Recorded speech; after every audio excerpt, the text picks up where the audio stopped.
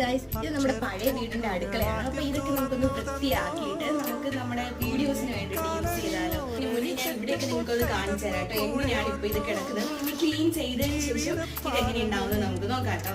ഇതാണ് ഇപ്പോഴത്തെ അവസ്ഥ. അമ്മിക്കല്ല്, എല്ലാ സംഭവങ്ങളും എല്ലാം പഴയ പാത്രങ്ങള്, പിന്നെ ഇവിടെ അത്രയും പൊടി പിടിച്ച് കിടക്കുവാണേ യൂസ് ചെയ്യാനിട്ട്. സോ ഇതെല്ലാം വൃത്തിയാക്കി നമുക്ക് ഇത് എങ്ങനെ ഉണ്ടാവുമെന്ന് നോക്കാം. അപ്പൊ കണ്ടോ, ഇത്രയും ഭാഗമാണ് നമ്മൾ വൃത്തിയാക്കാൻ പോകുന്നത്.